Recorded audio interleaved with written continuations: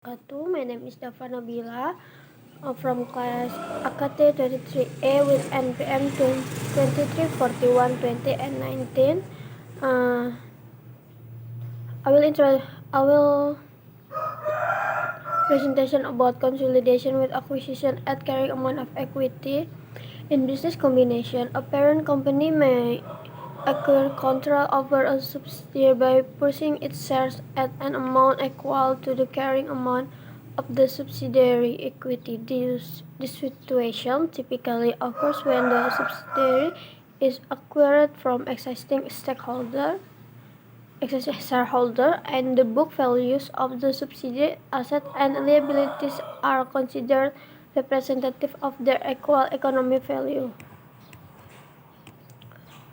And the carrying amount, also referred to as the book value, is the value at which an asset or liability is recorded in the subsidiary's accounting book, based on historical costs and adjusted for any depreciation, amortization, or impairment. In this case, there is no revaluation to fair value at the date of acquisition, and no goodwill or bargain purchase gain is recognized in the consolidation process.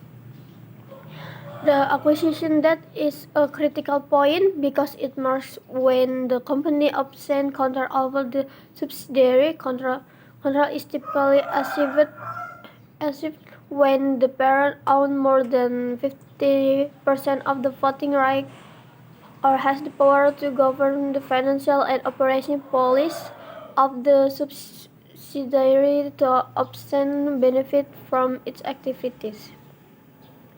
Upon acquisition for consolidation purpose, several key procedures must be followed.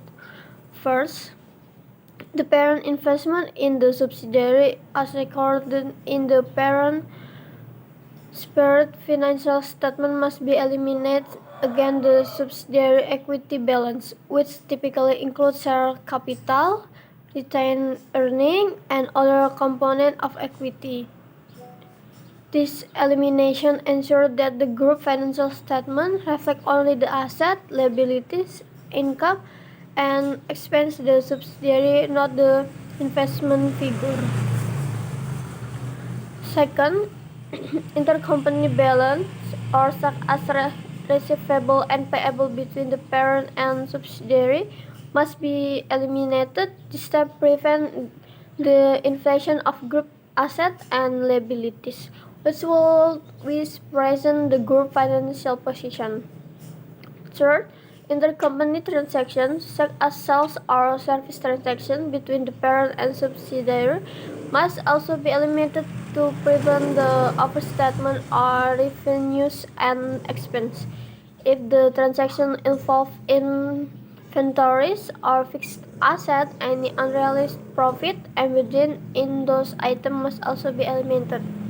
Since the acquisition occurs at carrying amount, not goodwill is recorded on consolidation. Goodwill typically arises when the purchase price exceeds the fair value of the identifiable net asset acquired.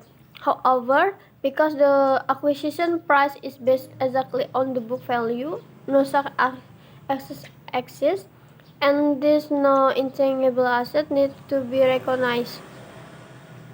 Likewise, no purchase gain is recognized. A bargain purchase gain would arise if the purchase were lower than the fair value of net asset, indicating that the buyer acquired the subsidiary at a discount. In acquisition at carrying amount, this situation does not happen. The consolidation statement of financial position will include the parent asset and liability, the subsidiary asset and liability at their carrying amount, elimination of the parent investment and the subsidiary equity, elimination of intercompany balance and transaction.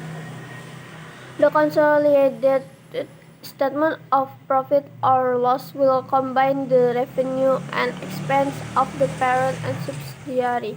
After eliminating intercompany revenue and expense through this method of consolidation, The group financial statement present a complete and unified view of the financial position and performance, as if the parent and subsidiary were a single economic entity from the acquisition date onward. It ensures transparency and avoid the duplication of results that could mislead users of financial statement.